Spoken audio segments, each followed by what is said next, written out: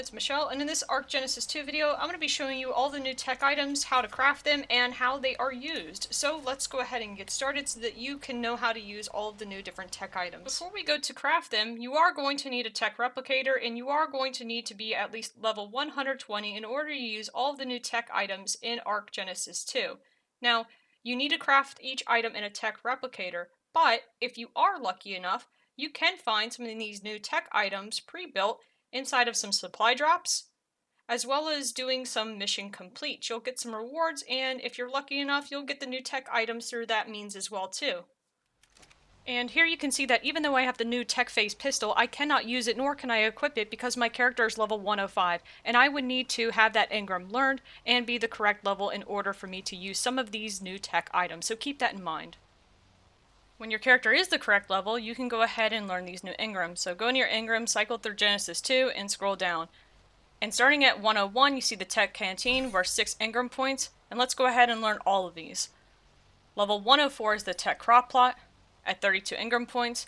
108 is the Tek Surveillance Console at 60 engram points. The Tek Hoversail is at 112 for 45 engram points. The Tek Bow, 53 engram points at 116 level, and the Tek Phase Pistol at 55 engram points, level 118. I'm not going to go over the astrodelphis Starwing saddle because I've already gone over that and how to use it and how to tame the astrodelphis video that I released. All the new tech items need to be crafted in a tech replicator, so let's turn this on, and we're going to start with the canteen first. And it costs 6 cementing paste, 5 element, 2 metal ingot, and 10 polymer. Let's go ahead and craft that, and let's put that in our inventory. The next item that we're going to learn is the Tek Crop Plot, and that costs 4 black pearl, 75 crystal, 3 element, 125 metal ingot, 55 polymer, and 50 sand. Tek Crop Plot to garden all over the ship. Seems like you could use one to raise harvestable plants just about anywhere. Next is the Tek Phase Pistol at 35 black pearl, 15 blue gem, 70 crystal, 15 element, 15 green gem, 300 metal ingot, 70 polymer, and 15 red gem. And then we have the Tek Bow at 75 cementing paste, 100 crystal, 60 element, 200 metal ingot, and 225 polymer. And last but not least, the Tek Hoversail. Not sure if crew members use this for transport, recreation, or both. Seems like you could get around the ring pretty quick on one of these. I'm going to start off first with the Tek Canteen. In the description it says that it can hold 3 times the amount of water that a canteen can. This thing is absolutely epic, so no longer do you have to carry around multiple canteens, you can just carry around one Tek Canteen. And you can see that it holds 900 units of water and it only weighs 2 pounds, or 2 units. It says cold in the bottom left, and when I drink from it, you will notice that if I press H, I have some buffs in the bottom right, and it says that it's cooling me down. And I also have stamina drain reduction. You are feeling more vigorous. But that's not the only thing that the Tek Canteen can do. It has a cold icon on it, so yes, that means it also has a hot icon that you can switch between. So let's check that part out too. If we go up to the water, and we go into our inventory, if you hold right mouse button down on the actual Tek Canteen, you will see mode, and there it is, hot. So let's go ahead and fill that up. Let's use that. Fill up the Tek Canteen. And when you press H, you will notice that it says that I cannot be frozen, freeze immunity, and it is also warming me up. So if I'm cold, this thing is going to warm me up. Onto the Tek Crop Plot. I'm going to go inside this house to test it out with you guys, and you will see that you have to have a tech generator here and turned on in order for the Tek Crop Plot to work. And let's go ahead and place this down. If you look in the inventory, you will notice that it has 20 slots that you can put in there. So that's a lot of space for fertilizer. I'm going to be using one of the new R seeds to test this out. This mutant hybrid seems useful as a food source. You can grow it from seeds, but it provides edible meat. Another of Rockwell's genetic modification experiments, I guess. Keep in mind, like any other crop plot, the Tek one has to have water irrigated to it in order for it to work, as well as having the Tek generator in the vicinity of it to make it work 100%. So set up your irrigation pipes and connect it up to some water, and you'll see some results.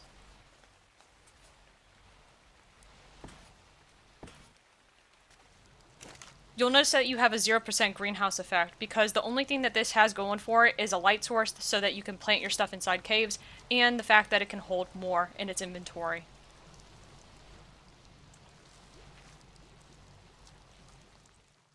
Onto the Tek Phase Pistol. This thing requires element in order to power it, and mine is primitive because I crafted this. And like I said, you can pick up colored ones from doing mission completes or from drops.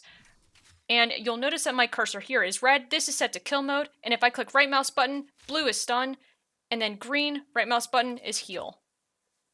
I'm going to start off with the healing mode on the pistol, and if you look, you can see a health bar above my wyvern, and it's clearly damaged here, and then I'm going to start shooting it, and you will see that its health is rapidly going up, and that number 8/100 means that it's going up 8 points a tick in health.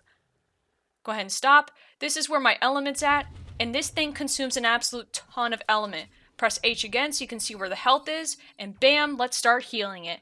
And notice on the left-hand side of the screen how much element is being consumed when you are healing your creatures. This thing is so amazing at healing stuff. It's insane. But not only can it heal my creatures like this, it can also heal some of the other stuff like Tek Striders. However, I did notice, and I made a point to check and see whether or not it was healing its attachments, but it doesn't, unfortunately. It only just heals the damaged Strider itself.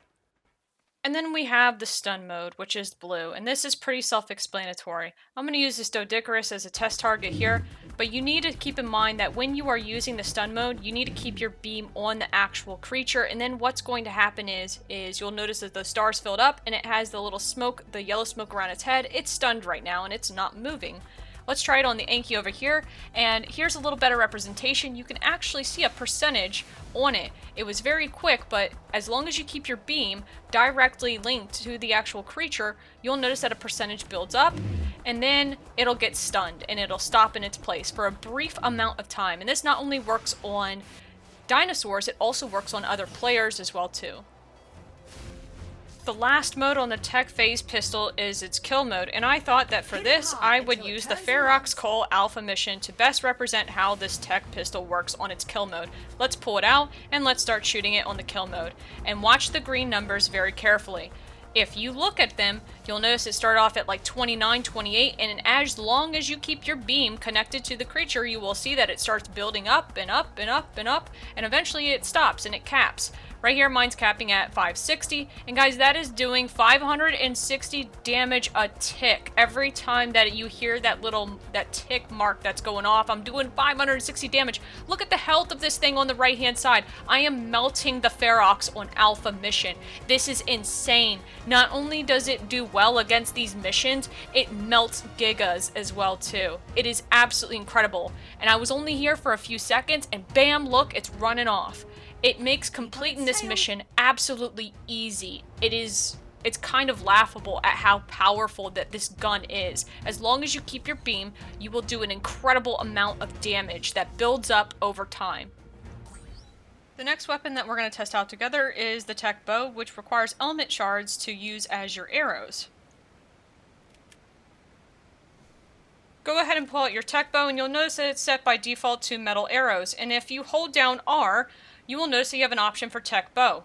Go ahead and click on that, and you have the option to toggle between firing instant hit or as a drop, and it's by default set to a drop, and you can see how much element shards that I am consuming with each arrow that I fire. Toggle to Tek Bow again, and then you can set it to instant hit, which is more like a gun that shoots off pretty rapid. Notice how much element shards it is consuming for each arrow that is fired on the left-hand side. When you have your Tek Bow equipped, you will notice that you can click R to toggle through each one of the different types of arrows, and I'm going to go over each of the arrows with you guys. The first arrow that I'm going to talk about is the metal arrow. And I do have my damage numbers turned on so that you can see how much damage I deal. I'm just going to go ahead and kill this Dillo. 294 damage, 835 for the kill and blow. And I want to show you how quickly you can actually fire this off in succession.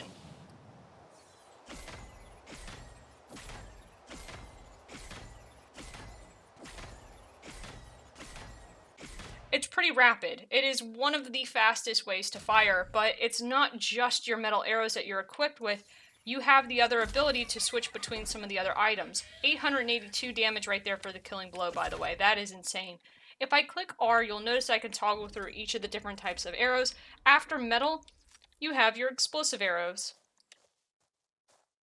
Go up to a dino, and it does exactly what it says it's going to do. It is explosive.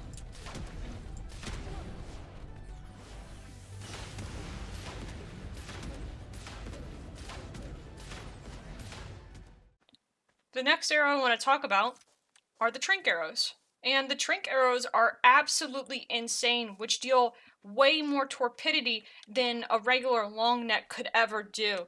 And because it can fire off incredibly quick, I can knock out creatures incredibly fast as well too. Take this parasaur for example.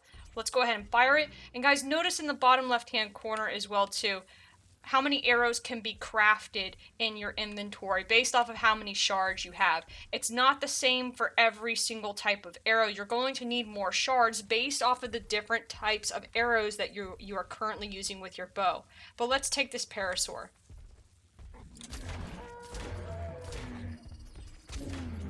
And it's knocked out that fast. Incredibly insane and quick to use.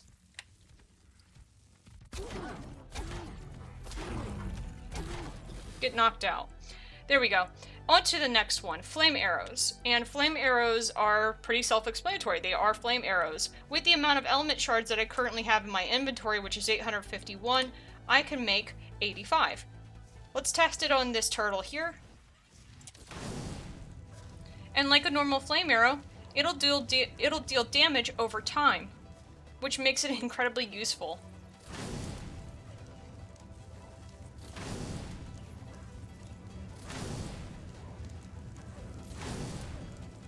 Another cool ability with the Tek Bow is the fact that you can use it underwater, much so like a compound bow, and it works quite well. It works the same as it does on top of land. So if you're trying to go after like Mosas, Megalodons, Plezzies, whatever you're going after, this will work underwater for you to tame those creatures too.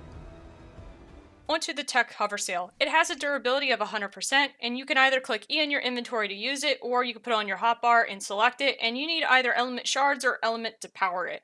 Go ahead and press E to use on it, and when you do, it'll pop out and you'll be right on it, ready to go. First off, let's look in the inventory, and you'll notice that it can carry up to 1,500 in weight, and it does have a health meter as well too. Currently I'm standing still, but if you press W, you start moving, and if you double tap S, you'll come to a complete stop. But let's talk about the controls. Obviously, it can go over top of water, and if you hold down Shift, you'll get a little bit more of a speed boost, and you can see that it's actually consuming the element right there in my hotbar. And if you hold down right mouse button, you can get a tighter turn, because as of right now, it is a little bit janky when you're trying to turn as it is. It's a little bit harder, so you get this little blue mark right there telling you that you're banking either left or right, depending on which way you turn your mouse. But that's a faster way to turn on a dime. And you can see on the left, it is consuming my element shards there. Space makes you jump. And if you double tap space, you'll get this little boost, and look at the bottom left. You'll see a little blue meter that is slowly going down, but if you do tricks in the air, you'll notice that you have what's called a boost combo. And if you notice carefully, it did fill up that blue bar a little bit as I was doing those combos, but you can only do up to 50% boost, which equals out to 5 different combos. And you land just like normal, you're not going to take any damage. And again, you can see that that meter gets regenerated on its own. And again, the boost that you do them as you're in the air will help fill it, but eventually you are going to have to land. And here's something incredibly funny. You can pull a gun out. You can pull out a weapon as you're sailing on this thing, and it looks so incredibly derpy. But you can pull a weapon out and you could start firing it. And here, I'm going to do a little bit of a drive-by shooting on that Bronto. And you can still do your boost in the air, just like so. But if you try to do your combo, you're just going to shoot your weapon. You'd have to put away your weapon. And that's what it looks like in third person.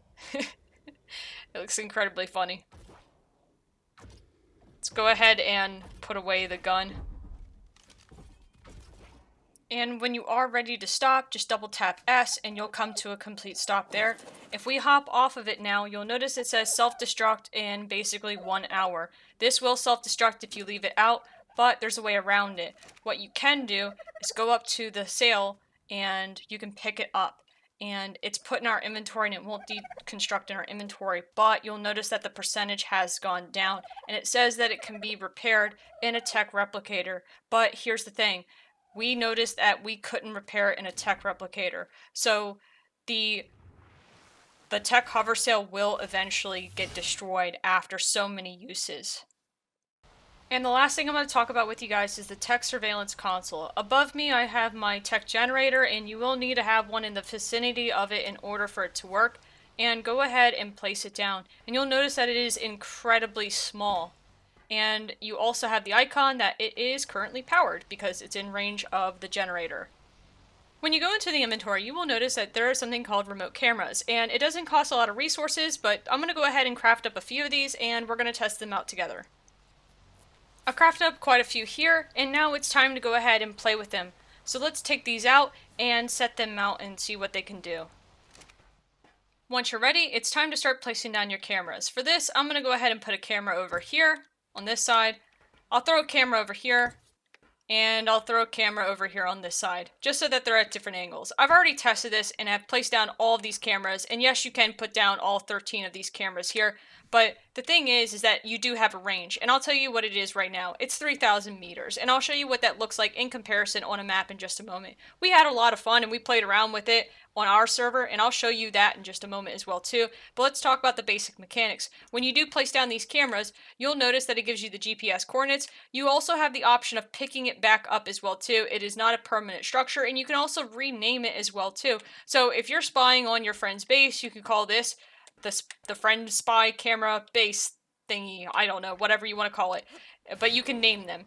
And if you go back to the Tek Surveillance Console, if you go in here and you press E on it, you will notice that we are now the camera, but our body is safely inside of our house so that nobody can hurt us. And left mouse button puts you to the different cameras.